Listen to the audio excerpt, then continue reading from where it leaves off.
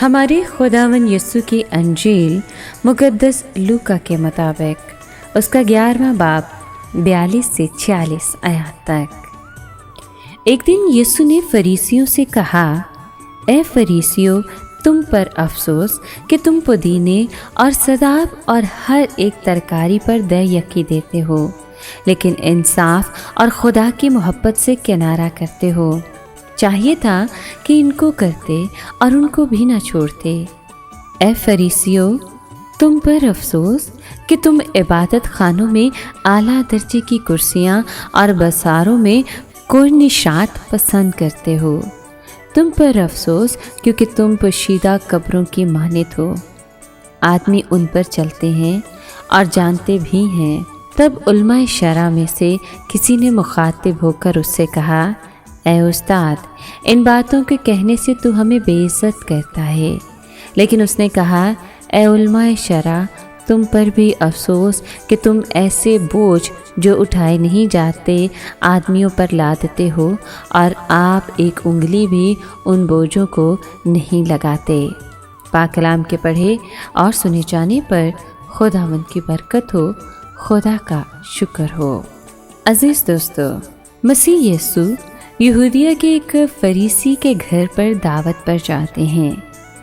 पहले तो जब रवायत के मुताबिक खाना खाने से पहले मसीह यीशु वज़ू नहीं करते, तो ऐसे में वो फरीसी हैरान होता है। जब मसीह यीशु ने ये बात भांप ली तो उससे कहा कि तुम फरीसी प्याले और थाली को बाहर से तो साफ़ करते हो, लेकिन अंदर से तुम लालच और बुराई से भरे हुए हो। इसके बाद उन्होंने तमाम मौजूद लोगों की तवज्जो असल मसले यानी रियाकारी पर दिलाई। उन्होंने कहा कि चीज़ें जो खैरात करते हो वो दिल से करो, तो फिर ही तुम पूरी तरह से साफ़ हो जाओगे। फरीसी खैरात तो देते थे, लेकिन मसीह यीशु ने कहा कि तुम पुदीने, सदाब और बाकी हरे मसालों का 10वां हिस्सा तो देते हो, लेकिन तुम खुदा जैसी इंसाफ पसंदी और मोहब्बत ज़ाहिर नहीं करते।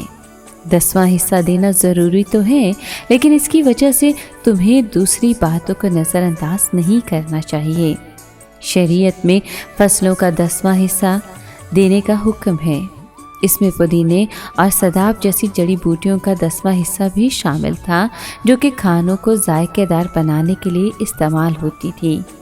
फरीसी इन जड़ी बूटियों का 10वां हिस्सा देने का तो बड़ा ख्याल रखते थे, लेकिन वो शरीयत के अहम हुक्मों को नज़रअंदाज कर रहे थे, जैसे कि इंसाफ पसंद होने और फरोतनी से काम लेने के हुक्म को। इस पर शरीयत के एक माहिर ने यीशु से कहा कि उस्ताद, ऐसी बातें कहकर तू हमारी बेइज्जती कर रहा है।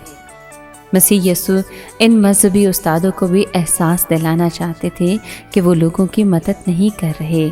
इसलिए उन्होंने कहा, तुम पर भी अफसोस जो शरीयत के माहिर हो, क्योंकि तुम दूसरों पर ऐसा बोझ लाते हो जिसे उठाना मुश्किल है, लेकिन खुद उसे उठाने के लिए एक उंगली तक भी नहीं लगाते हो। तुम पर अफसोस क्योंकि तुम नबियों के मकबरे बनाते हो, जबकि तुम्हारे बाप दादा ने उनको कत्ल किया है।